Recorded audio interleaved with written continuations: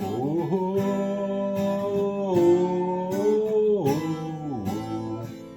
oh, oh, yeah.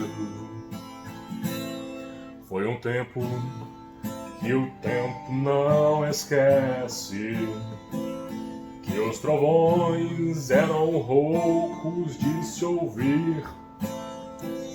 Todo o céu começou a se abrir numa fenda de fogo que aparece. Hoje você vai aprender. Hoje é um vídeo resposta, onde eu respondo as perguntas dos inscritos, dos entusiastas pela Bíblia, entre outros assuntos aqui, era pré-diluviana, sobre a história alternativa da humanidade. Então hoje eu respondo perguntas. Se você tiver qualquer dúvida e queira que eu responda, não sendo eu dono da verdade, mas apenas a pessoa estudiosa, basta que você deixe aqui nos comentários. Você precisa dar like para o YouTube entender que esse tipo de conteúdo de resposta você gosta e ele vai te indicar quando sair um vídeo novo. Se inscrever, ativar o sininho, toda aquela maracutaia todo do YouTube, tá bom? Então assim, hoje nós vamos falar sobre isso. Nós vamos também refletir um pouco sobre filosofia, porque falta nas pessoas consciência. As pessoas estão perdendo a consciência, estão se transformando em massa sem inteligência. As pessoas estão se transformando em um grande besterol americano. Então as pessoas estão perdendo a consciência. E nós vamos falar um pouco sobre consciência aqui, tá? Então vamos responder algumas perguntas. E claro, vai ter no finalzinho aqui do vídeo, eu vou tocar umas músicas, né, pagar alguns micos aqui para vocês, tá bom? Mas vamos por partes, vamos lá. Vamos responder algumas perguntas aqui. O Daniel Felipe, tá? Isso é uma publicação que eu fiz sobre perguntas. Perguntou o seguinte: fale sobre os 144 mil escolhidos citados no livro do Apocalipse. Ele quer que eu fale sobre o capítulo 7 do Apocalipse. Tá, eu vou pegar aqui para vocês poderem ver. Os 144 mil israelitas selados, tá? Quem que são essas pessoas? Não é só israelita não, tá bom? Mas tudo bem, vamos lá. Primeira coisa que você precisa entender aqui, tá? Quem que escreveu o Apocalipse? Quem escreveu o Apocalipse foi Paulo? Foi Lucas? Não. Quem escreveu o Apocalipse foi o apóstolo João. Ok? Agora é o seguinte, onde João escreveu o Apocalipse? Ele escreveu, se não me falha a memória, na ilha de Pátion. Enquanto ele estava preso ainda, tá? João teve uma visão sobre o fim dos tempos. João vivia uma vida, nessa época que ele escreveu o Apocalipse, uma vida onde o Império Romano tomava conta de tudo e obrigava as pessoas naquela crença infundida deles. Depois, isso antes do imperador Constantino, tá? Porque Constantino, quando ele viu que o mundo estava se tornando cristão, a Europa estava se tornando cristã, ele veio com aquele sincretismo e uniu o paganismo com o cristianismo. Cristianismo não é ser católico, cristão não é ser católico. Cristão em Atos dos Apóstolos significa, pela primeira vez, os discípulos de Cristo foram chamados cristãos. Todo aquele que segue Jesus Cristo é cristão. Então houve um ecumenismo, um sincretismo por parte de Constantino. Mas antes de Constantino, a época em que João vivia, essa época as pessoas eram perseguidas por falarem Cristo. Então, o Apocalipse aqui de João é uma visão que ele teve do Império Romano, ok? Sobre o fim dos tempos. Porém, esse livro ele consegue ser utilizado em todas as épocas da humanidade. É um livro atemporal, tá? Por que é um livro atemporal? Todos nós iremos enfrentar o Apocalipse. Não existiria um Deus justo onde apenas uma pequena parte de pessoas passasse pelo Apocalipse e uma outra parte não passasse pelo Apocalipse. Isso seria um Deus injusto e seletivo. Então, simplesmente para que Deus possa ser justo e haja uma certa igualdade, o Apocalipse é para todos, independente das datas. Então, simplesmente, Apocalipse é um livro atemporal. Quem nasceu na época de 1500 enfrentou um grande problema nessa época, se não me falha a memória, pela peste negra. Então, cada época tem o seu Apocalipse. As pessoas não estão passíveis de uma vida perfeita na Terra. Muito pelo contrário, a vida aqui ela é ácida. Então, é um livro atemporal. Tá? Foi escrito por João, baseado no Império Romano, antes de Constantino, só que depois esse livro foi traduzido para várias e várias bíblias, né? E simplesmente se transformou hoje num livro atemporal, tá? O que é o Apocalipse? Se você pegar para ler Apocalipse 6, eu vou até ler aqui, antes de eu responder essa pergunta, tá? Você vai perceber que quem destrói a terra não é Deus, não é Jesus, é o homem, tá? Olha só, Apocalipse 6:2, tá? Vamos lá. Olha só, olhei e diante de mim estava um cavalo branco. Não é o cavalo de Jesus, aqui está falando de problemas. Um cavalo branco. E seu cavaleiro empunhava um arco. Ele foi ortogada, concedido poder, uma coroa. E ele cavalgava altaneiramente, com vencedor, determinado a vencer. Quem que é esse segundo cavalo aqui? Tá? Quando ele abriu o segundo selo, ouviu o segundo ser vivente brandando vem. Quem que é esse cavalo branco que aparece? Aqui em Apocalipse 6. Quem que é esse que está prestes a destruir tudo? Quem que é esse cara aqui? Se você pegar a época de João, quando ele escreveu isso aqui, ele está falando sobre o Império Romano. Por que é o Império Romano? O Império Romano não permitia você ter outra crença. E o fim para toda a humanidade é não poder ter outra crença. Você não pode pensar de forma diferente, diferente do que as pessoas pensam. Então, o cavalo branco aqui é a obrigatoriedade de você ser alguma coisa. Você só é salvo se você for judeu. Você só é salvo se você for nazarim. Você só é salvo se você for católico. Você só é salvo se você for evangélico, se você for budista. Então, a obrigatoriedade, você obrigar as pessoas a seguir uma crença, você forçar as pessoas, porque se você quer que uma pessoa não faça algo, é só você obrigar ela. Quando você obriga uma pessoa, aí que ela não faz nada mesmo.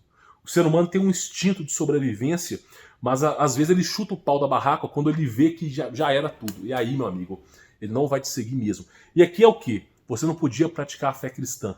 Não deixava. O João foi preso porque não podia praticar a fé cristã. Não importava que ele curasse doenças, não importasse que os apóstolos foram concedidos a fazer mais milagres do que Cristo. Porque Cristo decidiu assim para que todos os olhos pudessem ver e presenciar a plenitude de Cristo. Então os apóstolos conseguiam ressuscitar pessoas, curar pessoas, mas mesmo assim o Império Romano não ficou satisfeito e prendeu João. E aí ele vem com essa visão e fala sobre isso. Então o primeiro cavalo aqui é a obrigatoriedade. Você ser obrigado a alguma coisa. Tá? Primeiro cavalo, ecumenismo, sincretismo, você faz as unificações das crenças. E hoje o que está caminhando hoje? O que está caminhando hoje? Você tem um cristão de verdade? Não. Você entra num templo evangélico, estão lá os caras falando em hebraico, aramaico, juntando religiões, misturando o judaísmo, que trocou Jesus Cristo por Barrabás, com o cristianismo. Você tem uma mistura de religiões para todos os lados. Mistura em tudo. Não é só judeu e cristão. Você pega, por exemplo, a religião espírita com a união de cristianismo. Você pega a Igreja Católica com a união de espiritismo. Então, estão misturando tudo. Misturando, abraçando tudo. E esse abraço em tudo que vai criando obrigatoriedades. Que uma hora vão forçar você a ser algo que você não é. E esse é o primeiro cavalo que João diz aqui. Por isso, importante o entendimento. Aí ele diz o seguinte, eu vou falar sobre 144 mil selados. Ele diz o seguinte, olha só. Então, partiu outra cavalgadura, um cavalo vermelho. E o seu cavaleiro foi concedido poder para tirar a paz da terra, de modo que os homens matassem uns aos outros. Ele foi entregue também uma grande espada. Obrigue as pessoas a alguma coisa. As pessoas não vão aceitar. As pessoas vão lutar pelas suas vidas, vão lutar pelo que acreditam. O que vai acontecer quando você obriga uma nação inteira a fazer alguma coisa? Guerra. Então, a obrigatoriedade de alguma coisa provém guerras. Aqui não é um ser atemporal, é o homem destruindo tudo. Tá percebendo? Então provoca guerras, e esse é o segundo cavaleiro. Depois da guerra vem o quê? Imagina só, vamos lá. Terceiro selo, olha só. Quando o cordeiro abriu o terceiro selo, ouviu o terceiro ser vivente convocar. Vem, então reparei, eis um cavalo preto, e seu cavaleiro ostentava na mão uma balança. Então ouvi que parecia ser uma voz grande, uma voz grave. Vinde dentre os 4 seres viventes, clamando: 1 quilo de trigo por 1 dinheiro, e 3 quilos de cevada também por 1 dinheiro, mas não destruas o azeite e o vinho. O que é isso aqui? O azeite e o vinho é a fé, tá? Agora, o que é isso aqui? Isso aqui é o seguinte: quando tem guerra, as pessoas deixam de produzir comida para começar a estocar comida com medo de faltar comida. Acontece a lei de oferta e procura. Se não vai ter mais arroz na prateleira, se não vai ter mais trigo na prateleira, simplesmente os alimentos começam a encarecer. E aí, um arroz vai custar R$1 milhão, um feijão vai custar 10 milhões de reais, a comida vai valer mais que ouro e diamante. Então, simplesmente, toda guerra provém fome. Toda guerra provém fome. Falta comida, o preço da comida sobe. E o que é o cavalo, segundo o terceiro cavaleiro aqui, que é o cavaleiro preto? Fome. E o que fome provoca? Vamos adivinhar. O que acontece com uma nação inteira que está com fome aqui? O que acontece? Olha só, acontece o seguinte. O quarto selo, quando ele abriu o quarto selo, ouvi a voz do quarto ser vivente clamar: vem. Olhei e diante de mim estava um cavalo amarelo pálido. Seu cavaleiro chamava-se Morte. Então, obrigue as pessoas a alguma coisa. Obrigue. Obrigue as pessoas. Você vai provocar guerra. Guerra provoca fome. Fome provoca morte. Quem está produzindo o fim dos tempos aqui? O ser humano. Existe guerra desde que o mundo é mundo. Existe guerra na Idade Média. Existe guerra na Era Industrial. Existe guerra agora. Guerras existem o tempo todo. O ser humano sempre tenta a autodestruição. Então, o livro Apocalipse é um livro atemporal. Quem estiver lendo esse livro em 1600 vai parar e pensar: poxa, agora é o fim do mundo. Mas já passou 400 anos. Porque o livro ele é atemporal. Por isso que é dito: ninguém sabe o dia, ninguém sabe a hora. Somente Deus. Porque simplesmente o Apocalipse é atemporal. Todo mundo que nasceu passa pelo Apocalipse. Tá entendendo? O Apocalipse que João está descrevendo aqui, ele passou pelo Apocalipse. Todo mundo está passando pelo Apocalipse. Se o mundo continuar, e espero que continue, meus netos vão passar pelo Apocalipse. Os seus trinetos vão passar pelo Apocalipse. Então, simplesmente, o Apocalipse é uma coisa atemporal. Agora, o que é dito aqui? Vamos lá. Você entendeu que o ser humano é o lobo do homem, né? Agora, o que ele fala? Que é os 144 mil israelitas selados, tá? Quando fala que israelitas, na verdade, é da tribo de Jacó que se originou, né, as tribos. O que é esse pessoal aqui? Será que esse pessoal aqui são os judeus hoje? Não, não são. Não são mesmo. Inclusive, os judeus, eles perseguiram os profetas do passado. Cristo fala: vocês falam dos profetas, mas vocês perseguiram os profetas. Vocês anunciam a minha vinda, mas não querem aceitar os meus mandamentos. Quem que é esse pessoal aqui? É da tribo de Jacó. Mas tem uma pequena coisa. O livro é o quê? Atemporal. O Apocalipse é um livro atemporal. Então, por exemplo, nós temos aqui um acontecimento antes da vinda de Cristo e um acontecimento depois da vinda de Cristo. E as pessoas que morreram antes do nascimento de Cristo? E aí, quem que são essas pessoas? Os 144 mil selados são exatamente as pessoas que foram salvas antes da vinda de Jesus Cristo. Porque antes da vinda de Jesus Cristo você era salvo pela lei. Então tinham bilhões de pessoas na Terra, mas poucos eram salvos por conta da lei. Tá bom? Então esses 144 mil selados aqui, ele fala sobre isso. Olha só. Depois desses eventos, observei 4 anjos em pé nos 4 cantos da Terra, com a missão de reter os 4 ventos da Terra e evitar que qualquer massa de ar fosse soprado sobre a terra, o mar ou sobre qualquer árvore. Então vi um outro anjo subindo do Oriente, tendo o selo de Deus vivo. Ele brandou com voz grave aos 4 cantos, aos 4 anjos, e quem havia sido concedido poder para produzir destruição na terra e no mar. Não danifiqueis a terra, nem o mar, nem as árvores, até que os selamos a testa dos servos do nosso Deus. Isso aqui está se referindo a antes da vinda de Jesus Cristo, tá? Então me foi revelado o número de quem foram selados, 144 mil, de todas as tribos de Israel. Acabei de falar das tribos de Jacó, que se originaram as 12 tribos. E aí ele fala, 12 mil de tal tribo, 12 mil de tal tribo, 12 mil de tal tribo. E aí acontece o seguinte, olha só, passa um pouquinho e a enorme multidão de cristãos. Em seguida, olhei diante de mim, descontinuava-se uma grande multidão tão vasta que ninguém podia contar. Olha só, formada por pessoas de todas as nações, africano, chinês, americano, israelita, brasileiro, todas as nações, tá? Todas as tribos, povos e línguas. O mundo inteiro, tá bom? Estavam em pé diante do trono do Cordeiro, vestido com túnicas brancas, empunhando folhas de palmeira e proclamando com grande voz: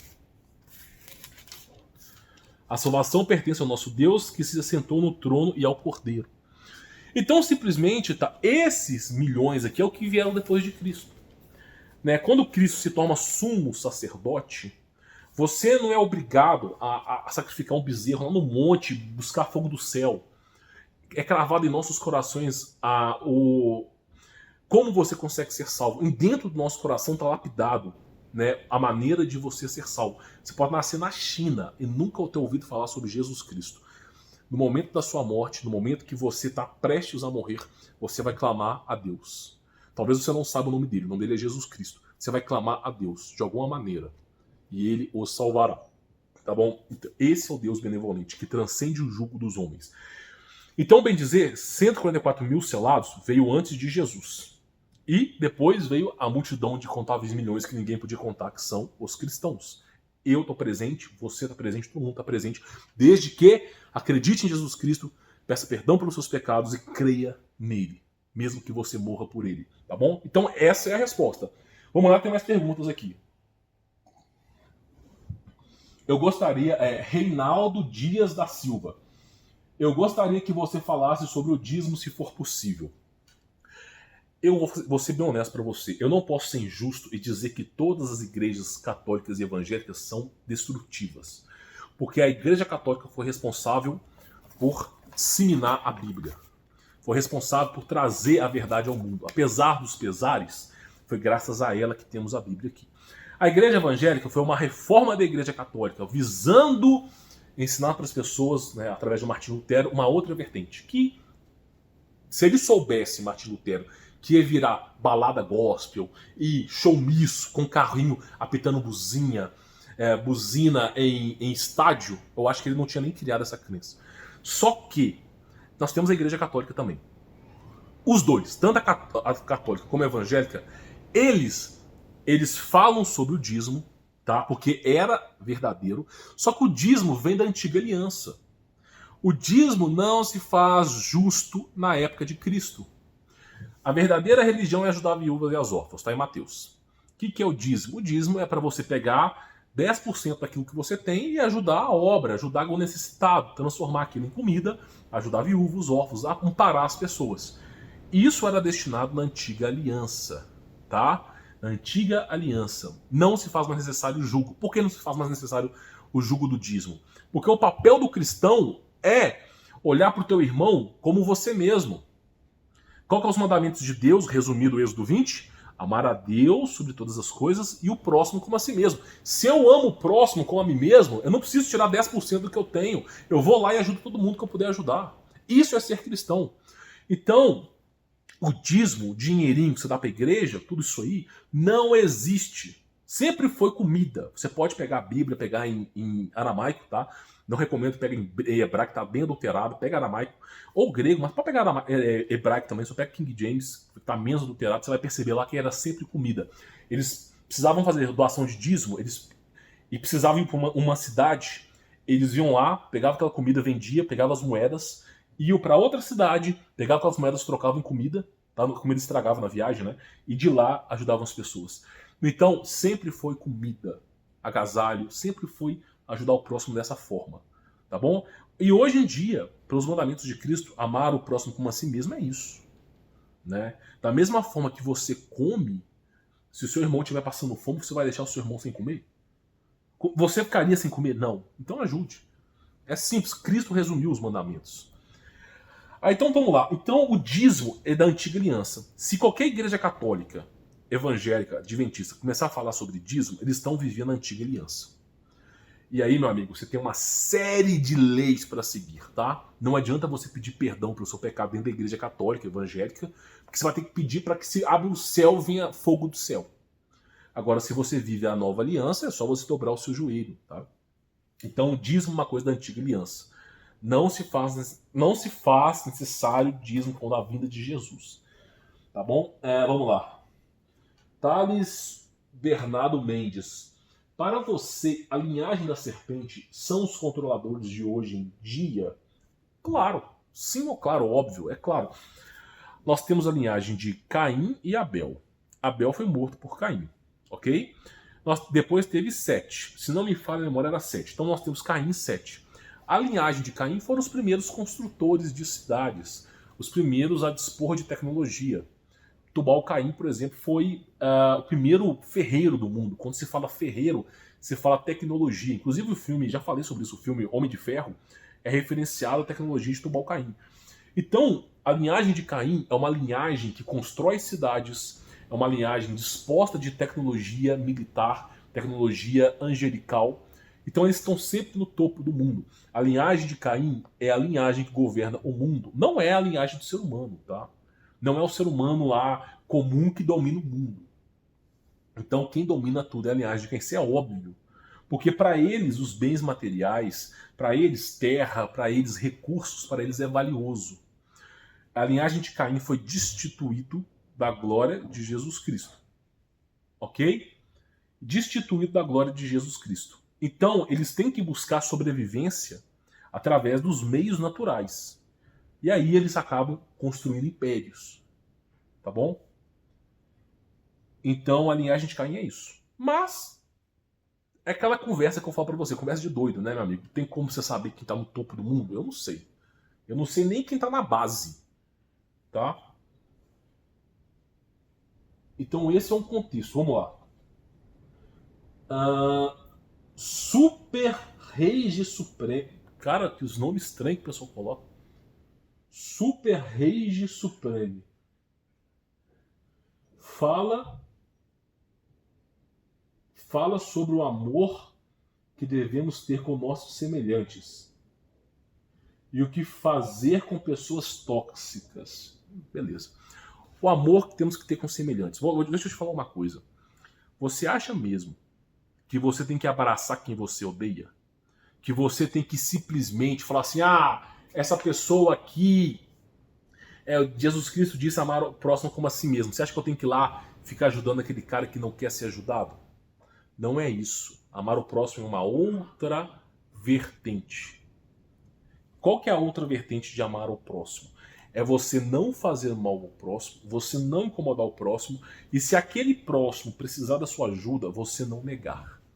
Mas não está lhe imputando, por exemplo, que você tem que abraçar quem você não gosta, que você tem que conviver com quem você não gosta. Muito pelo contrário, você tem que manter distância dessas pessoas. Então, amar ao próximo não consiste, tá, em você ficar de mão dada com quem você não gosta. Muito pelo contrário, é não fazer o mal ao próximo, e se porventura aquela pessoa passar fome, você ajuda com aquilo que você pode. Se porventura aquela pessoa estiver no estado terminal e falar assim, eu queria conversar com tal pessoa, pedir desculpa antes de morrer, você vai lá e aceita as desculpas. Isso é amar o próximo. Mas não imputa que você tem que viver uma vida com aquela pessoa, longe disso. Não dê pérola aos poucos, viva longe dessas pessoas. E pessoas tóxicas, é isso, cara. O mundo inteiro tem pessoas tóxicas. O mundo inteiro tem pessoas que vão fazer mal a você, tá? Porque as pessoas, elas cada vez mais estão ficando sem consciência. Elas estão vivendo robotizadas. As pessoas não têm mais opinião própria. É sempre Maria vai com as outras. Ninguém busca mais a salvação. Todo mundo busca alguma coisa em coletivo. O ser humano está virando formiga operária. Em vez de tomar consciência, buscar o caminho da salvação por conta própria, está entregando a própria vida a pessoas que vão ser condenadas. Então, pessoas tóxicas no mundo tem. O que eu te recomendo é não confie nos homens. Toda vez que você vê alguma coisa, desconfie. Eu falo isso para as pessoas, o que as pessoas fazem? Elas desconfiam dos outros? Não. Elas desconfiam, por exemplo, tá, delas mesmas? Não. Elas não desconfiam de nada. Sendo que o lobo do homem é o próprio homem. Então, por exemplo, você está no YouTube, você vê um cara falando sobre que você só vai ser salvo porque Deus escolheu os eleitos. Você vai acreditar? Você vai entregar sua salvação na mão de um homem perecível? Eu não vou. Então é isso que eu falo. Vamos lá. Outras perguntas que eu acho importante responder aqui. Pedro Hoffman. Humberto, em seus vídeos passados, você falava de teorias sobre os homens do passado terem mais de 20 metros de altura. Correto. Da Babilônia ser uma cidade altamente tecnológica. Correto. É só você pegar a linhagem de Tubal-Caim, meu amigo. Tubal-Caim foi um dos poucos, primeiro ferreiro, primeiro que mexeu com a tecnologia do mundo, tá? Que o sangue do ser humano continha ouro. Exato, ouro monoatômico. No passado, e que por isso eles ouviam bem mais. Exatamente. Pô, você pega a Bíblia aqui, os caras vivendo 700 anos e a contagem dos dias estão corretas, porque eles olhavam os astros. Então a contagem dos anos está correta. Como é que um ser vivia 700 anos? O que faz com que você morra é o ferro que tem no seu corpo. O dióxido ferroso, que faz com que o seu sangue fique vermelho, ferro enferruja e consequentemente envelhece o seu corpo. Você precisa de condutores elétricos, porque o seu corpo ele é elétrico, tá bom? Os seus neurônios, eles têm uma certa energia para funcionar. São pulsos, bilhões de pulsos funcionando. Agora, com o ferro funciona, mas o ferro faz com que você viva menos. Então, no passado, o que acontecia é que, em vez de ferro, tinha ouro no corpo. Não, hoje em dia não é mais cabível, nós não temos corpos preparados para isso. Mas o fato de existir ouro no nosso corpo mudava a coloração do nosso sangue e ao mesmo tempo nos fazia não envelhecer, porque não oxidava, o ferro oxida. Por isso que se vivia mais. Tá? Inclusive o pessoal falou assim, como é que o ser humano podia ter 20 metros de altura na era pré-diluviana? Deixa eu te explicar. Você tem na história oficial a era dos dinossauros. E dados oficiais da era do dinossauro referenciam que a pressão atmosférica era entre 2 e 3 vezes mais. O nível de oxigênio era entre 2 a 3 vezes mais. Existem cientistas hoje que já comprovaram cientificamente que quando você aumenta a pressão atmosférica, dobra o nível de oxigênio, num tanque d'água e coloca peixes, tilápia, o peixe que era para ficar desse tamanho fica desse tamanho aqui. Então, simplesmente, o que provoca gigantismo é a pressão atmosférica. E no passado, nós chamamos de era pré-diluviana, porque nós temos a era dos dinossauros, que é bilhões e bilhões de anos atrás, que é a história oficial, tá? Eu não vou dizer que é mentira. Mas, segundo os ancestrais antigos, é uma história especulativa. Não posso comprovar que é verdade. Existe a era pré-diluviana, que veio antes do dilúvio, que é mais recente. E na era pré-diluviana tinha o dobro, o triplo de pressão atmosférica, que produzia gigantismo. Então, se o ser humano tem 2 metros de altura, ele, consequentemente, vai ter entre 4 a 8 metros. E teve outra era pré-diluviana ainda, mais ancestral ainda. Que a gente não é a era pré-diluviana, que era com Adão e Eva, quando se viviam, né, na quinta camada do céu, segundo o livro de Amok. E pode ser simplesmente uma outra dimensão, tá? Então é isso que provoca o gigantismo. Por isso o ser humano era bem diferente de hoje. O ser humano tinha altura, envelhecia, o ser humano tinha telepatia, voava. Hoje em dia o ser humano não voa mais. O ser humano tem telepatia. O cabelo do ser humano era vivo. Por exemplo, aquela história de Medusa não é uma história mentirosa. Assim, eu não posso comprovar isso. Aqui é história de louco mesmo, tá? A história de. É tudo que eu não posso comprovar, mas. Porque o cabelo da Medusa, assim, apesar que ela cobra, ele era vivo. Porque o cabelo do ser humano era vivo. Ele era vivo. Ele era o ponto de conexão com Deus, com Jesus Cristo. Só que tudo isso foi perdido. Você dá poder pro ser humano. Sério, é só você ver. O dia que você recebe dinheiro do seu salário e o dia que você não recebe. Você é humilde quando você recebe seu saláriozinho todo mês, no dia que você está com dinheiro na mão, ou você é mais humilde quando você não tem dinheiro? Agora imagina um ser humano com um poder colossal. Então foi destituído todas essas virtudes do ser humano Porque o ser humano não sabe viver com muito. É isso. O ser humano não sabe viver com muito. Todo mundo pede dinheiro para Deus. Ninguém pede dinheiro para Jesus Cristo. Por que ninguém pede dinheiro para Jesus Cristo? Porque Jesus Cristo não dá dinheiro para ninguém. É simples. Então, não adianta você pedir as coisas para Jesus Cristo que ele não vai te dar. Ele vai te dar o caminho da salvação. Por isso todo mundo pede dinheiro para Deus. Agora, você tem que entender o seguinte. Por que foi destituído todas essas glórias do homem? Porque o homem se perde. Toda hora o homem se perde a salvação. Se o cara começar a ganhar 100 mil reais, ele se perde. Ele não vai querer mais sair da salvação. Vai ficar ostentando. Postando frasezinhas emocionais. Então, é por isso que ninguém pede dinheiro para Jesus Cristo. Porque não funciona. Jesus Cristo não dá dinheiro para ninguém. Jesus Cristo ensina o caminho. Tá? Por isso que as pessoas ficam pedindo dinheiro para Deus. Agora, toma cuidado com o dinheiro que você pede. Quem muito é dado, muito é cobrado. Tá? Vamos lá, outra pergunta. Lúcia Maria Joaquim, olha só. Olá, Humberto, que Deus o abençoe. Que Deus abençoe também você, Lúcia, e todos os ouvintes aí. Gostaria que falasse acerca de Salomão. Tenho curiosidade do porquê ele era a pessoa que mais parece um qualquer de nós escrevendo um diário do que propriamente inspirado por Deus. Ah, tá. Por que ele era parecido com nós escrevendo um diário do que inspirado por Deus, deixando no uso da palavra? Ele parece que tem um discurso de pessoa depressiva. Entendi, não entendia mais ou menos. Eu entendi que você parece que Salomão não está escrevendo obras de Deus e sim obras de outra coisa.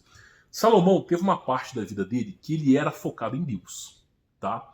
Focado em Deus, ele fazia as coisas para Deus. Tinha um bom coração.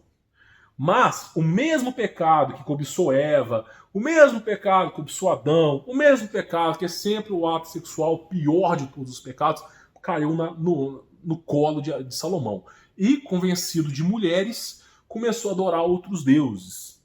O pessoal acha que outros deuses eram um deus de madeira. Não, seres eram anjos caídos, se materializavam fisicamente. Por isso que eles adoravam esses seres. Davam presentinhos, ensinavam ciência. Então Salomão foi iludido com isso. Tá? Começou a fazer as mais bárbaras loucuras com isso. Controlar demônios, abrir portais. Fazer o cara ele foi o Doutor Estranho da vida real. Só que quando ele chegou no final da vida dele, ele descobriu que aquilo ali... eu vou morrer mesmo, não tem. Ele mesmo disse nos salmos dele: quem é o homem que poderá vencer a morte? Ninguém vence. Aí ele entendeu que ele estava errado, se arrependeu, subitamente, sumamente, se arrependeu e se voltou a Deus. Entendeu que não adiantava seguir essas loucuras, essas magias, a abrição de portais, toda essa história mística. Ele descobriu que não valia a pena. E aí ele se arrependeu. Tá? Pelo menos a história oficial é essa. Né? Eu não sei se a história verdadeira é essa que ele se arrependeu ou não. Mas assim, é bem triste, tá? Agora, eu entendi. Mas basicamente é o seguinte: boa parte do que está constituído de Salomão não vem de Deus, tá? Praticamente na Bíblia, eu não leio nada de Salomão. Tem algumas passagens que eu leio, mas eu fico um pé atrás. Porque Salomão aprisionava demônios. Salomão fazia acordo com entidades. Esse ser aí não consiste no Evangelho de Jesus Cristo. A simplicidade do Evangelho de Jesus Cristo não me convém em acreditar em quem praticava misticismo. Então, Salomão, eu não, na dúvida, eu só tenho uma vida. Na dúvida, eu não fico com as ideias de Salomão, tá bom? Eu prefiro passar adiante, deixa para quem quer mexer com misticismo. Mas eu não fico, porque o misticismo leva à apostasia. A apostasia leva à condenação. A condenação não tem perdão. E você ficará condenado eternamente, porque o teu espírito ele é eterno. E o que acontece com o espírito eterno é condenado eternamente. Tá bom? Por que o espírito eterno é condenado eternamente? Porque se lhe fosse lhe dado outra oportunidade, você não voltaria a esse mundo lembrando de que você tinha feito. Você cairia de novo no mesmo pecado. Não importa a época, não importa a geração. Porque é assim que o mundo funciona. E você iria pecar eternamente, ficar entrando na terra e pecando. Já sabendo disso, pela onisciência de Deus, você é condenado eternamente. Então, eu fico longe de misticismo. Fico longe de toda a doutrina de invocação de demônios. Fico longe porque não é isso que o Senhor Jesus Cristo ensinou. Por isso eu não confio em Salomão. Tá? Por isso que eu também acredito que muita coisa que ele escreveu não vem de Deus. Tá? Vamos lá, deixa eu ver outra coisa. Senhor Billy, viagens astral é real? Sim, real. Onde a pessoa dorme e vai para outra cidade, espírito e volta para o corpo quando acorda? Viagem astral é feita pela abertura do terceiro olho, que nada mais é do que você amplificar e descalcificar a sua glândula pineal. Então você abre como se fosse o terceiro olho e você consegue enxergar o mundo espiritual. Você começa a sair do seu corpo com consciência. Deixa eu só te fazer um pequeno alerta sobre isso. Porque a glândula pineal já era descalcificada até a década de 70, tá? Depois começaram a introduzir alimentos que calcificam a glândula pineal. Deixa eu só te falar uma coisa para você. A glândula pineal, ela é responsável pela consciência do ser humano, pelo aquilo que você é. Se hoje você tem envergado para Jesus Cristo, é porque você, hoje, a sua glândula pineal libera um nível de consciência. Se você começa a descalcificar a sua glândula pineal, você vai alterar quem é você. Agora, o problema não é alterar quem é você, porque Jesus Cristo sempre salva. O problema é você abrir o seu campo de visão de tal maneira que você não consegue voltar atrás. Aí, muitas pessoas são diagnosticadas com depressão, porque começam a enxergar que o mundo é perverso. Começam a enxergar que demônio, eles atormentam a vida de muitos. Então as pessoas ficam com depressão, não conseguem mais ser felizes. As pessoas muitas vezes se envolvem com drogas, porque a vida fica tão triste, tão paranoica, tão com medo, porque as pessoas adquirem esquizofrenia. Porque as pessoas não conseguem mais apagar a luz do quarto porque vão ver demônios. As pessoas não conseguem mais ir na cozinha porque estão vendo demônios. As pessoas não conseguem mais sair e ficar sozinhas porque estão vendo demônios. Aí, aquela mania de perseguição, esquizofrenia. E muitos usam drogas, assim como alguns cantores que fazem pacto, né, com o adversário, começam a usar drogas para alterar a realidade. Então, usam drogas psicossomáticas para alterar a realidade e elas começarem a ficar felizes. E é uma porrada de droga, LSD, entre outras aí, só para ficar feliz. Aí depois que essa droga passa, o efeito reverso, ele, além de ser destrutivo, ainda vem com a glândula pineal descalcificada. Então as pessoas acabam cometendo suicídio. Então, assim, o resultado de você descalcificar a glândula pineal é só um: morte, condenação e desgraça. Tá? Sendo os três a mesma coisa. Então, assim, eu não recomendo que você descalcifique a glândula pineal. Jamais faça isso, tá? Porque por mais que você consiga fazer viagem astral, por mais que você consiga estar em outro lugar, que você voe, esse mundo, a Terra, é um mundo malvado. É um mundo cheio de demônios. Às vezes o copo da sua cozinha cai, tem um demônio horroroso tombando aquele copo, mas você não vê. Se você visse, você ficaria traumatizado. Então não mexa com coisas que são místicas e que podem criar em você surtos. Tem que tomar cuidado com isso, tá? É um conselho que eu te dou. Por que eu falo isso para você? Porque, por exemplo, a crença espírita, ela trabalha muito com o mundo espiritual, praticamente com projeção astral. Eles não falam isso. Só que, deixa eu só te explicar uma coisa pra você.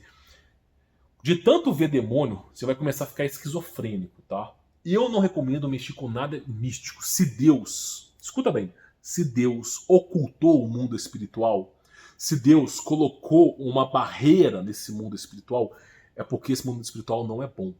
Se Deus está impedindo de você ver o mundo espiritual, é porque tem um propósito. Por que Deus não me deixa enxergar os espíritos? Tem algum motivo. Sendo ele onisciente, por que ele está me ocultando aquilo?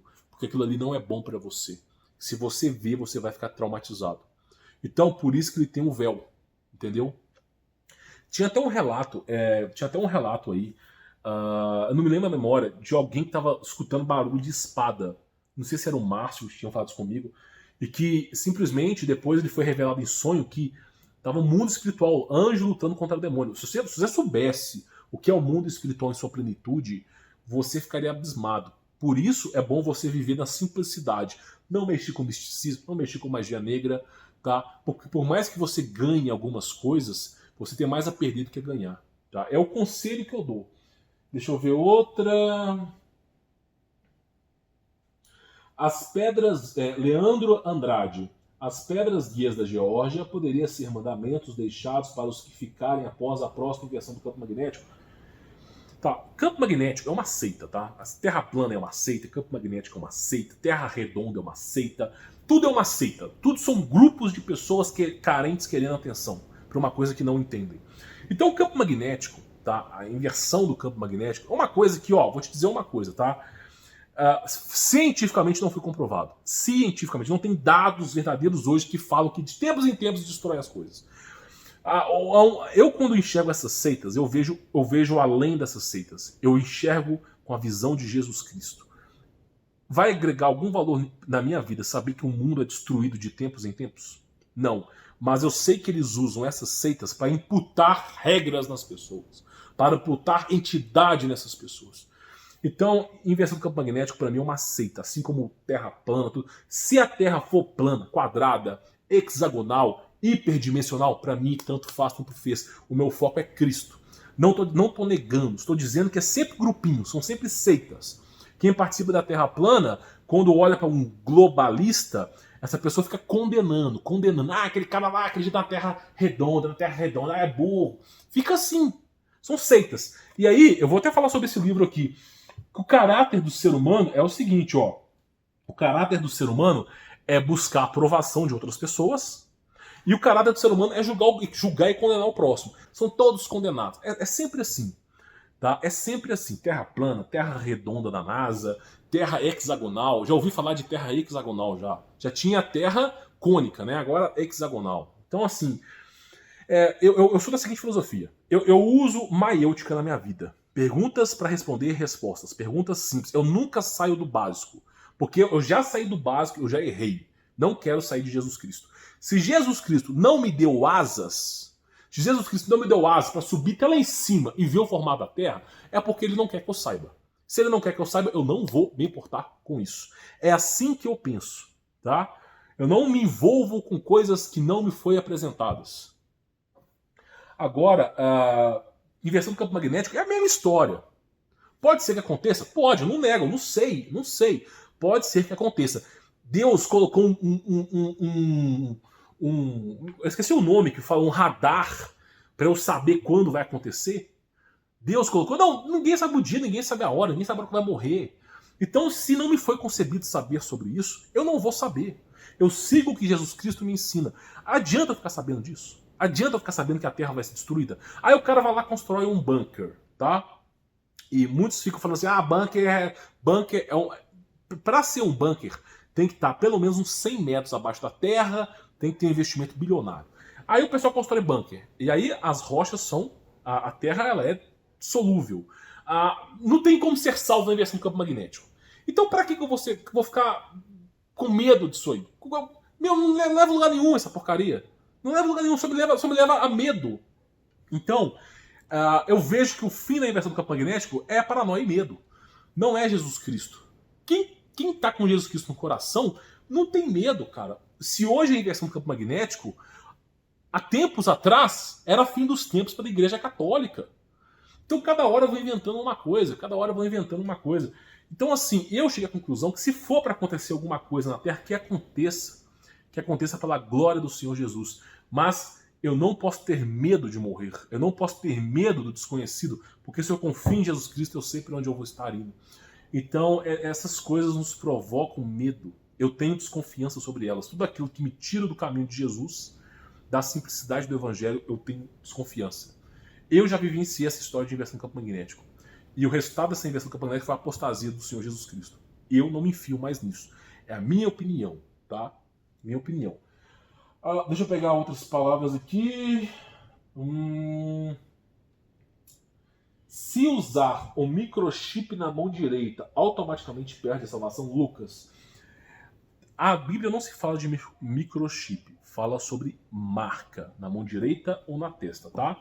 Pode ser representado como microchip? Pode. Pode ser representado como qualquer outra coisa? Uma tatuagem? Pode. O fato é que você não pode nem comprar nem vender, tá? Deixa eu te explicar uma coisa. Eu acredito muito que a marca do adversário, da besta, já aconteceu. Porém, eu tenho o meu direito de negar aquilo que vão colocar em mim. Por exemplo, se alguém chegar em mim e falar assim, você aceita tal coisa na sua mão direita, na sua testa? Eu não, prefiro morrer. Me mata e me leva para Jesus Cristo, que eu não aguento mais esse planeta de merda aqui. Então, simplesmente eu vou negar. É o meu direito. Eu não quero coisas no meu corpo. Ok? Meu direito. Agora, é o seguinte, eu faço isso não por causa do Apocalipse, porque eu não quero, não sou obrigado. Agora, a marca direita na mão direita ou na testa, na minha opinião, de certa forma, é é um pouco contraditório. Por quê? Vou te explicar. O corpo do ser humano é constituído de DNA, ok? O corpo do ser humano é constituído de carbono. Carbono é o elemento, é um dos elementos predominantes no corpo humano. A estrutura atômica do carbono é um triângulo. A estrutura atômica do carbono é 666, tá? O que está remodelando o nosso corpo humano é 666, tá bom? Só para avisar isso aqui, tá bom? Inclusive, quem sabe faz ao vivo, né? Quem sabe faz ao vivo. Não, peraí. Carbono, peraí. Deixa eu pegar aqui, só para... Quem sabe faz ao vivo, né? Deixa eu pegar aqui. Será que vai abrir essa imagem aqui? Vai. Carbono, 666. Então, a estrutura do nosso corpo é a marca da besta, tá? Você não consegue comprar nem vender com corpo humano, sem um corpo humano, consegue? Não, não consegue. Então, a estrutura do ser humano é a marca da besta.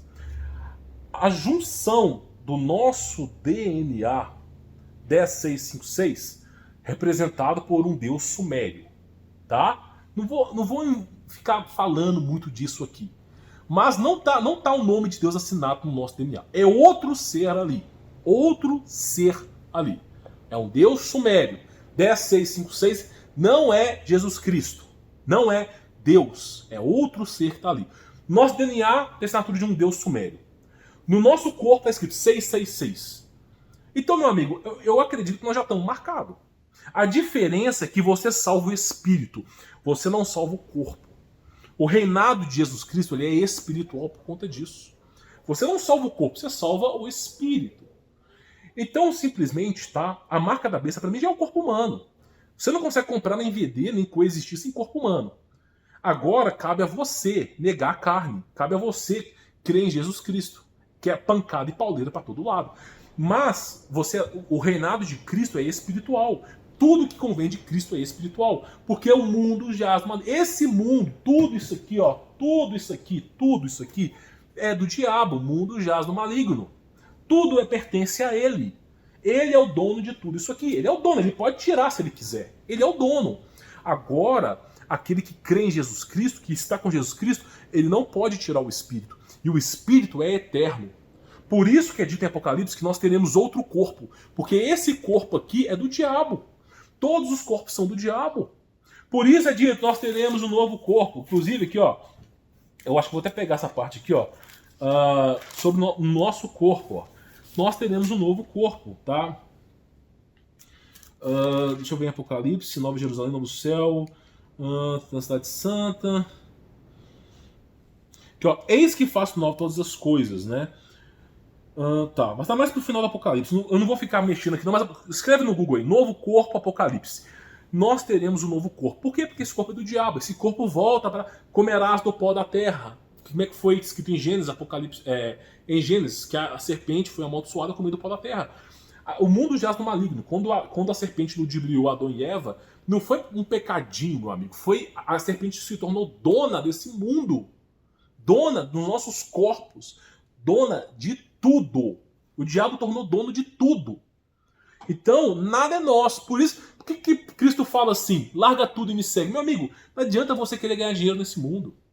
Tudo bem, você quer ganhar dinheiro para sustentar? Tudo bem, é um direito seu. Eu também gosto de empreender, gosto de criar negócio. Mas vamos falar a verdade aqui. Tudo é do diabo. Se ele quiser tomar, ele toma. Agora, ele não pode tomar o seu espírito se você estiver selado com Jesus Cristo. Tá entendendo? Tudo é dele. Por isso que chega no jovem rico, Cristo fala assim, vende teus bens. Porque são do diabo, nunca foi do rico, tudo é do diabo. Então Cristo vem salvar o mundo espiritual, Cristo vem salvar o teu espírito, ele vem lhe dar uma chance. Nós não tínhamos chances de salvação. Por isso ele disse, vossos antepassados comeram do maná do deserto e morreram.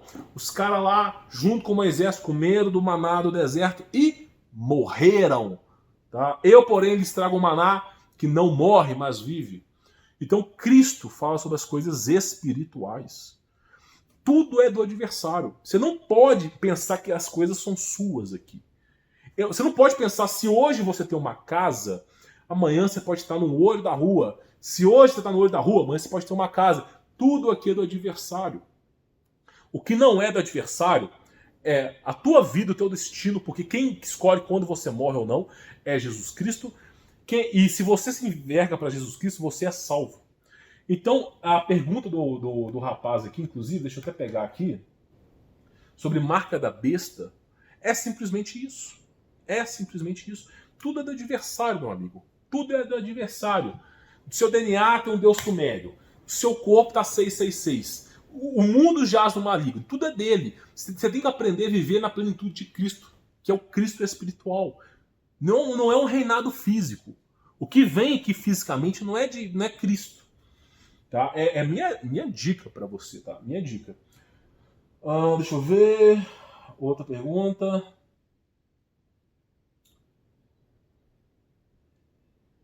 Igreja Católica eu já falei. João Vitor.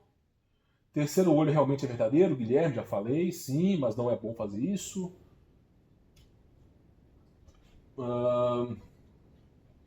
Irmão, gostei de seus vídeos. O que você acha da Igreja Católica e Papa Francisco? Já falei sobre igreja.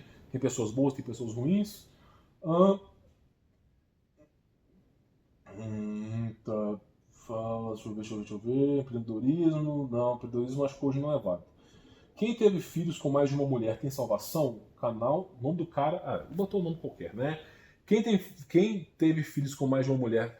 Cara, aí que eu te falo, se você seguir as leis da antiga aliança, você não tem direito de salvação se você já foi casado mais de uma vez. Você não tem direito de salvação se você teve mais de um filho com outra mulher. Porém, Jesus Cristo é o Deus do impossível.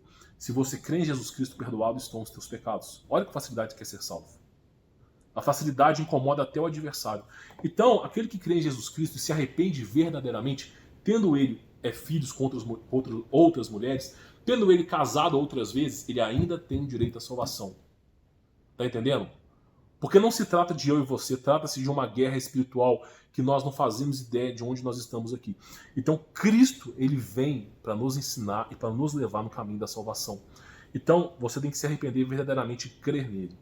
Tendo mais de um filho ou não, participando de um casamento que não deu certo, se você quer ser salvo, ancore a sua salvação em Cristo. Ele é o caminho. Qualquer outro ser vai te condenar, tá bom? E é isso que eu digo. Deixa eu ver outra coisa. Nossa, que pergunta que é essa? Paulo Cogos vai conseguir desencalhar... isso aqui é brincadeira de alguém, né? Rodrigo Tsuashi lá. Tá. O que é o Espírito Santo? É Deus espiritual. É a presença de Deus de forma espiritual. Tá.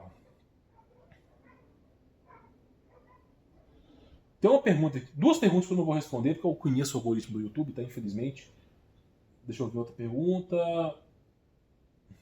Fim dos tempos e limite de saída das grandes massas, grandes cidades. Augusto Pliny. Olha, meu amigo, é dito na Bíblia que covarde não entra no céu. É dito na Bíblia, tá? Que você, né, tem que crer em Jesus Cristo. Todos nós passaremos pelo Apocalipse. Você pode se esconder num buraco de adamantio. Você será testado até o seu limite ali.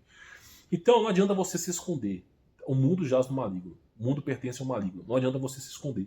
Então o caminho para a salvação não é ter medo de morar nas cidades. Você pode sair da cidade como considerações, mas não é medo de morar na cidade. O caminho de salvação é Cristo Jesus. Tá? Não importa. As pessoas acham que morar no meio do mato vão ser salvas. Deixa eu te falar uma coisa. O exército brasileiro, que é o pior exército do mundo, na tecnologia antiga e antiquada, já tem drones, eles têm drones de temperatura, já tem um mapa do Google sobre todas as terras. Se mudar uma folha ali de sábio, existe um equipamento de topografia, que é um drone que ele consegue ver o 3D da floresta. 3D, ele emite um raio infravermelho, são milhões e milhões, quase bilhões de pulsos de raio infravermelho, que eles conseguem ver uma folha em cima de outra folha no mato. Então esses drones, você não escuta eles, você não vê eles, que eles estão no alto, e esses drones de topografia conseguem ver se você rastelou a terra. Eu te falo isso porque topografia é uma coisa que eu estudei, tá? Inclusive, tanto eu quanto meu pai, a gente conhece sobre isso. Topografia, existem drones que conseguem fazer um mapa 3D da floresta, com as árvores, com as galhas e as folhas. Então, mesmo que você se esconda na floresta, até a tua pegada eles conseguem rastrear. Tá bom? Então, assim, o exército brasileiro é o exército mais bem treinado para missões em floresta. Ok? E os caras têm drones de topografia que medem 3D da floresta. Vamos supor, tá? Não que eu acredite que o exército se transforme em uma guerra civil. Vamos supor. Você acha que adianta você ir para a floresta? O exército brasileiro, os caras dormem no meio do mato. Eles pegam um pedaço de sacola, transformam em acampamento. O ser humano igual eu, rechonchudo, você também, todos nós não somos acostumados com floresta. O exército brasileiro, eles nascem e vivem naquela coisa ali. Os caras passam o dia inteiro ali. Os caras fazem missões, eles ficam 6 meses no meio do mato. Os caras sobrevivem com o que tem ali. Eles sabem. Você vai numa floresta, você não consegue encontrar alimento. Os caras, em 1, 2 horas, já tá com água, com alimento, os caras andam. Então você acha que é uma estratégia inteligente você se enfiar no meio do mato? Esse drone de topografia, tá? Eu solicitei um serviço de topografia, o cara me deu um serviço que até as folhas ele conseguiu medir. Então, assim, se essa é uma tecnologia que é uma tecnologia física, qualquer pessoa consegue ter. Inclusive, pesquise você, topografia, tá? 3D. Escreve aí, topografia 3D feita por drone. Você vai se assustar, os caras conseguem saber até se a folha mexeu. Aí eu te faço uma pergunta, você acha que você consegue se esconder? Mesmo que você se esconder, meu amigo, o mundo espiritual, os demônios aí sabem onde você está. Então, não adianta se esconder. Não adianta. Por isso que Cristo mesmo diz, aquele que persistir até o final será salvo. Não tem, o caminho da salvação não é se esconder do diabo. O caminho da salvação é morrer por Cristo, meu amigo. Morrer por Cristo, estar até o final com Cristo. Por isso que o Apocalipse é temporal. Toda geração tem o seu Apocalipse. Tá bom? Deixa eu ver. E claro, minha opinião, né, pessoal? Minha opinião. Tá. João Vitor, o Espírito Santo, Ruach Kadosh. Ruach Kadosh é a maneira que os hebreus falam sobre o Espírito Santo. Eu prefiro falar Espírito Santo, tá? Não é o nome que vai me trazer uma benfeitoria. Na verdade, esses nomes estranhos nunca trazem benfeitoria. Mas tudo bem. O Espírito Santo é o aspecto feminino de Deus. Cara, eu vou te falar. Somente nos livros de Alta Magia Negra fala sobre o espírito feminino de Deus. Eu vou ser bem honesto pra você. Deus não tem sexo, tá? Eu não sei se você nunca pensou nisso, mas Deus não tem sexo não, meu amigo. A plenitude... Jesus Cristo é Deus, tá? Coloca na sua cabeça. A plenitude de Deus, que transcende a matéria física, transcende o tempo, que se manifesta em Cristo, porque tá aqui Cristo e tá aqui Deus, tá? Tem que saber que os dois são a mesma coisa. Só que essa plenitude de Deus aqui em cima não tem sexo. Não tem sexo, cara. Não tem sexo. Agora, o que tem sexo é as coisas que se manifestam. Cristo se manifestou como homem, mas poderia ter se manifestado como outra coisa. Então, simplesmente, Cristo, tá? Ele tem o seu sexo.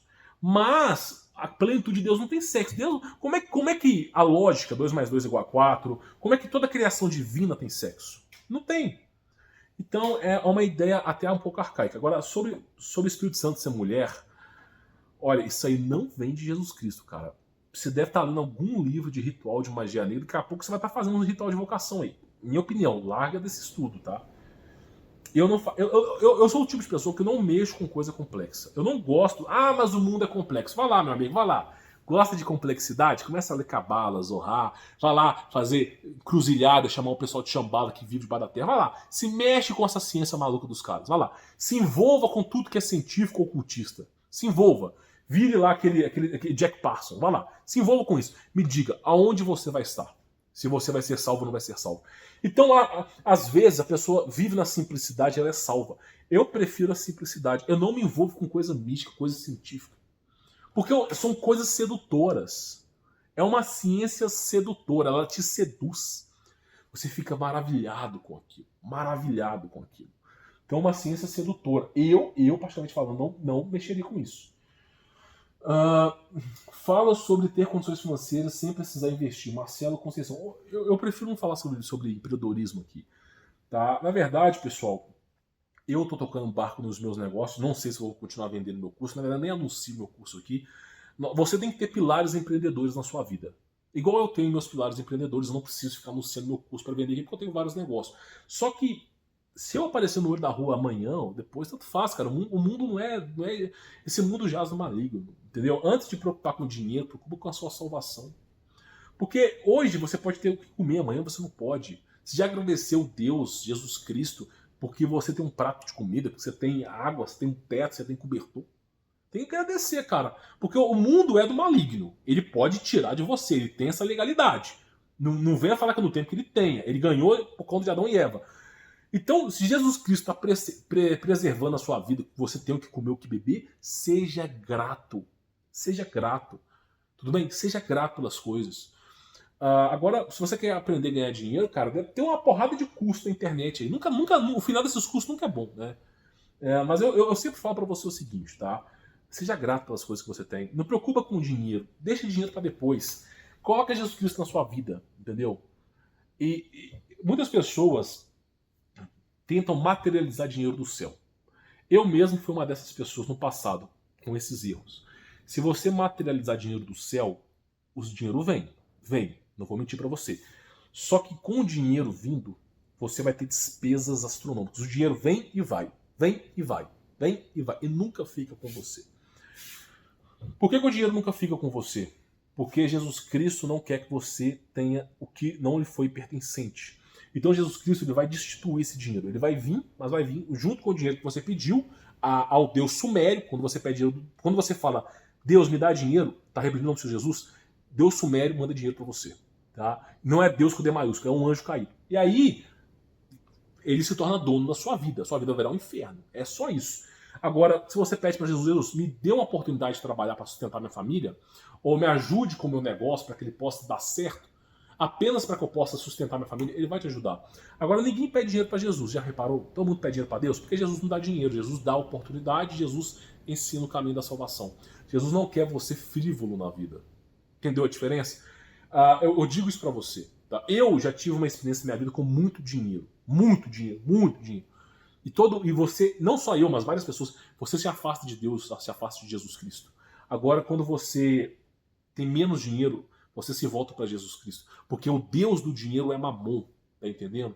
Então o dinheiro, ele tem que entrar na sua vida apenas para te auxiliar, te orientar. Mas não pode ser prioridade na sua vida. É uma dica que eu te dou, tá bom?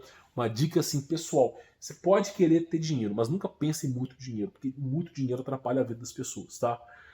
Muito dinheiro você vai ter que pagar funcionários, governo, vai ter que pagar os impostos, nota fiscal, vai ter que abrir a abertura de uma empresa no local físico.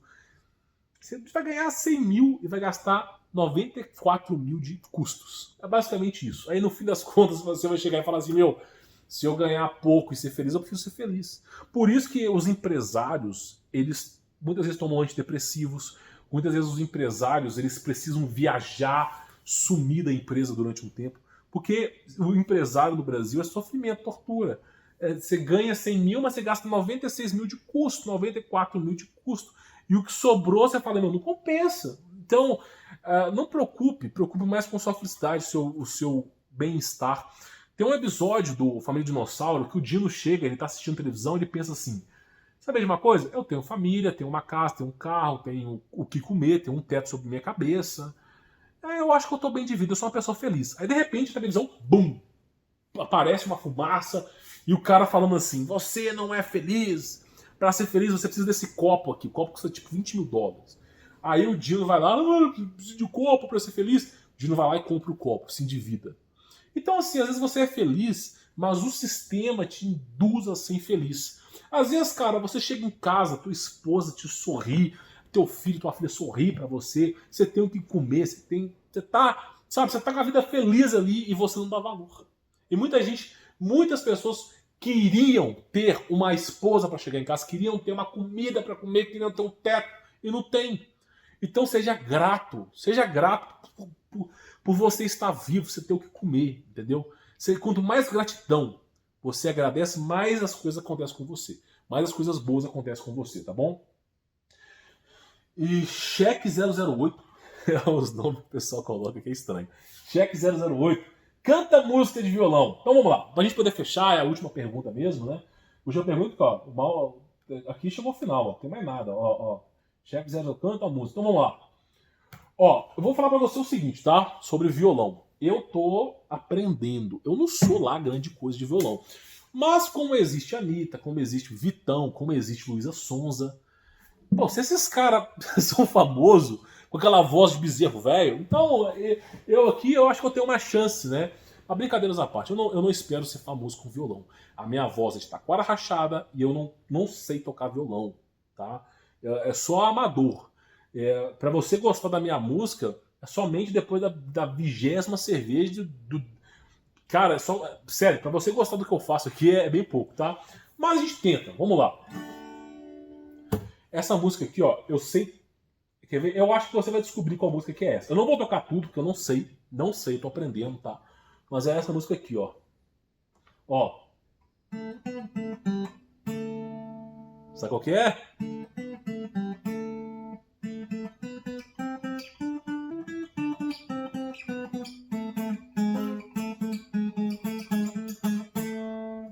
Eu sei que eu errei, tá? Mas olha só, eu tô aprendendo com essa música aqui. Vou tocar só um refrão. Avo Rai, meu velho indivisível. Avo Rai. Aí vem. Neblina turva brilhante em meus cérebros, coágulos de sol. Brincadeira, eu não vou ficar pagando esse mico aqui não. Tem uma música que eu tô aprendendo, tá? É essa música aqui, ó. Eu comecei meus vídeos com ela, tá? Já aprendi a fazer entonação de voz para introdução. Que é essa música aqui, ó. Ela chama Canção Agalopada de Zé Ramalho. Tô aprendendo.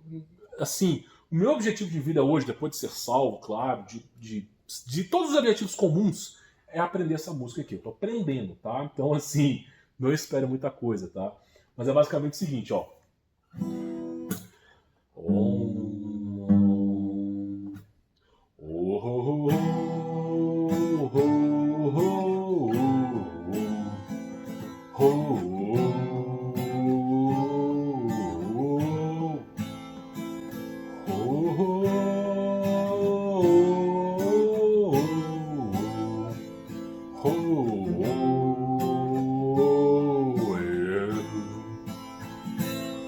Foi um tempo que o tempo não esquece, que os trovões eram roucos de se ouvir. Todo o céu começou a se abrir numa fenda de fogo que aparece ponteando em cordas e lamentos, escrevendo seus novos mandamentos na fronteira de um mundo alucinado, cavalgando em martelo agalopado e viajando com loucos pensamentos. Sei que eu errei tudo, tá? Mas tô aprendendo. Essa música eu gosto muito. Canção Agalopada. E tem uma outra música de Zé Ramalho que eu gosto, tá? Que eu vou até colocar ela aqui. Jardim das Acácias. Jardim das Acácias. Zé Ramalho. Mas eu sou uma pessoa, né, no sentido da música, bem espertinha, né? Bem espertinho. Por quê? Porque eu venho aqui no Cifras Club e eu coloco assim, cifra simplificada, né? Mas é assim, ó. Eu falo pra vocês, pessoal. Quando eu tiver bom na música, eu lanço uma musiquinha aqui pra vocês, tá? Mas é mais ou menos assim. Nada vejo por essa cidade que não passe de um lugar comum. Mas o solo é de fertilidade no jardim dos animais em jejum, esperando alvorecer de novo, esperando anoitecer pra ver a clareza da 8ª estrela, esperando a madrugada vir. E eu não posso com a mão retê-la, e eu não passo de um rapaz paz comum. Como e corro, trafego na rua. Foi graveto do bico anum. Quando eu olho para uma música do Zé Ramalho, eu penso muito assim: o que essa música transmite para mim? Eu faço uma auto-reflexão, tá? E aí é por isso que eu acho interessante. Essa aqui é bem bacana também, tá? 7 botas pisaram no telhado, 7 léguas comeram-se assim, 7 quedas de larva e de marfim, 7 corpos de fio amolado. Agora chega de falar, né? Brincadeira. Mas agora, para quem chegou até o final, tá? Para quem chegou até o final desse vídeo, uma reflexão profunda, uma pergunta extra, só para quem chegou até o final. Se você chegou até o final, você escreve nos comentários: eu cheguei até o final, tá? Nós vamos fazer uma pequena análise desse livro aqui, Como Fazer Amigos e Influenciar Pessoas, Dale Carnegie, tá? Que tem uma frase aqui que é muito boa. Olha só. Você já parou para pensar por que Deus, quando você comete um pecado, ele não abre os céus e aponta o dedo na sua cara e fala: você está errando? Por que Deus não te pune no exato momento do pecado? Por que Jesus Cristo não te corrige no exato momento do pecado? Por que você não é corrigido quando você está no exato momento do pecado? Por que você não é corrigido? Por causa do ressentimento, da amargura que fica no seu peito. Todo mundo que, inclusive, isso aqui é uma filosofia de Skinner, tá? Que é um famoso psicólogo, que é o seguinte: toda vez que você critica uma pessoa publicamente, ou você critica uma pessoa no ato do seu erro, essa pessoa não procura melhorar. Essa pessoa, ela, naquele momento, ela fica coagida a aceitar aquela imposição que você está falando, mas ela vai guardar dentro de si o arrependimento e o ressentimento. E esse ressentimento não faz com que ela melhore, porque futuramente ela vai voltar a cometer os erros. Então você nunca pode querer criticar uma pessoa e esperar melhorias dessa pessoa. Então por isso que existe, tá, através das críticas, o elogio, a inteligência emocional, porque se você criticar uma pessoa, você não pode esperar melhorias dela, tá? Inclusive é dito aqui, ó, através da crítica não operamos mudanças duradouras e consequentemente ocorre o ressentimento. E Hans Style também fala exatamente sobre isso, outro filósofo, tá? E psicólogo também. Esse livro aqui, pessoal, é um livro que eu já estou lendo pela minha 4ª vez. Se você quer ler um livro e quer aprender sobre o livro, você precisa reler esse livro, meditar sobre esse livro, você precisa praticar o que o livro fala. É a única maneira de você decorar o livro, de você aprender a absorver a informação do livro. Por exemplo, eu uso muito da psicologia desse livro, entre outros livros que eu leio, da psicologia, por exemplo, da história da psicologia socrática de Sócrates, que ensina: conhece-te a ti mesmo, a frase de Sócrates. Eu uso muito essa filosofia para tentar simplificar minha vida e tentar resolver questões que eu não consigo resolver.